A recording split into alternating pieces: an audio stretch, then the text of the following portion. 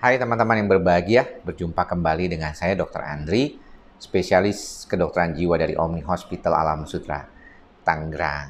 Di kesempatan kali ini, saya ingin sedikit berbicara tentang masalah yang berkaitan dengan bagaimana kita bisa lepas dari kecemasan. Kalau bisa memang tanpa obat. Dan ini sebenarnya pertanyaan yang paling banyak ditanyakan oleh teman-teman semua, karena kebanyakan pasien-pasien saya sendiri juga menanyakan hal yang sama ketika mulai saya dengan pengobatan. Mereka suka bertanya, sampai kapan pengobatan ini harus dijalani? Kalau secara pengobatan terapi dengan obat, biasanya kita memerlukan waktu sekitaran 1 bulan sampai 3 bulan, tergantung dari beratnya gejala. Ada beberapa pasien yang 1 bulan bisa membaik, ada yang perlu waktu 2 bulan, ada yang 3 bulan, tapi kadang-kadang juga ada yang bisa sampai 1 tahun, 2 tahun. Di beberapa kasus bahkan diperlukan waktu yang lebih lama lagi. Nah, ketika pasien datang ke saya, biasanya kalau memang mereka sudah menjalani pengobatan selama 1 tahun, saya suka bertanya kepada pasien, bagaimana sebenarnya keadaan yang membuat pasien susah untuk lepas dari obat. Karena pada dasarnya kita tahu sistem saraf pusat otonom yang berkaitan dengan gejala-gejala gangguan kecemasan, terutama misalnya gangguan panik, memang sekitar 42%-nya dikarenakan faktor bawaan atau turunan dari orang tersebut. Tetapi 58% lainnya kan bisa dibantu dengan modifikasi lingkungan dan modifikasi perilaku dan perasaan si pasien sendiri. Dan inilah yang biasanya saya tekankan, bagaimana kita bisa mengelola pikiran dan perasaan kita menjadi jauh lebih baik. Kalau teman-teman ataupun pasien-pasien bertanya, sebenarnya apa yang bisa dilakukan? Salah satu yang paling penting adalah bagaimana kita bisa punya waktu dalam 1 hari. Itu adalah waktu di mana kita bisa melakukan aktivitas yang menenangkan jiwa. Teman-teman yang beragama Islam mungkin melakukan sholat waktu 5 kali dalam 1 hari, ya. Sholatnya itu sampai 5 kali dalam sehari. Dan ini merupakan suatu cara juga untuk menenangkan diri kita. Ya, bahkan kalau misalnya beberapa orang malah menambahnya dengan adanya doa, kemudian zikir di setelah sholat tersebut, ya. Dan ini memang sangat baik sekali.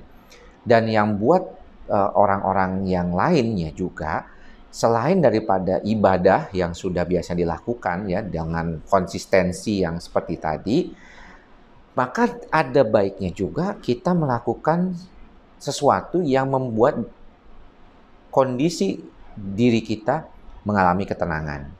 Misalnya contoh, sebelum menjelang tidur saya misalnya melakukan relaksasi, ya, meditasi selama 10-15 menit, ya. Kemudian pagi-pagi juga bangun juga sebelum turun, saya melakukan latihan pernapasan dulu.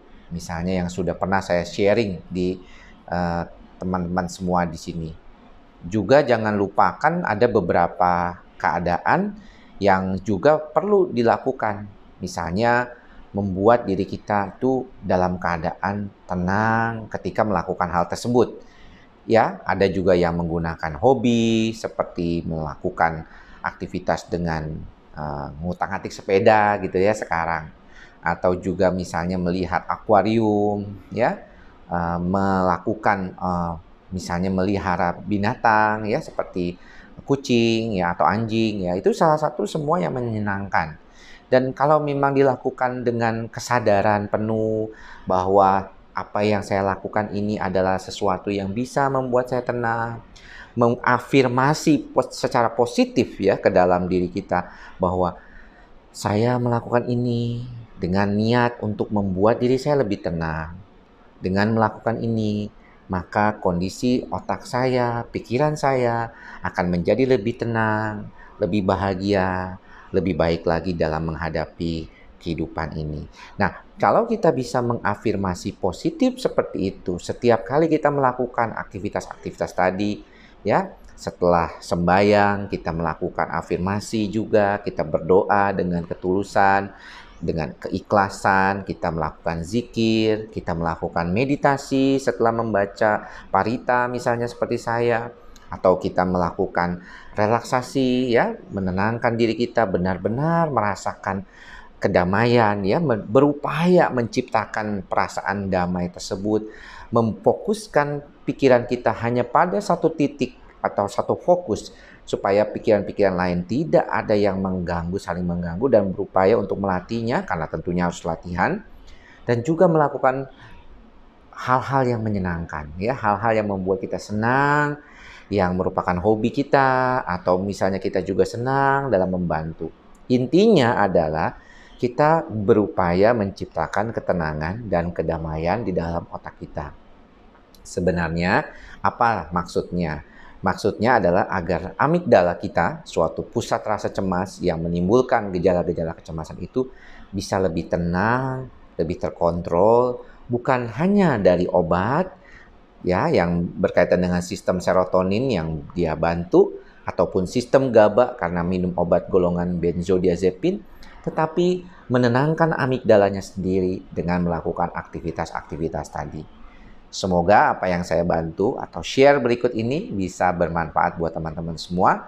Sampai bertemu lagi di lain kesempatan. Salam sehat jiwa. Bye-bye.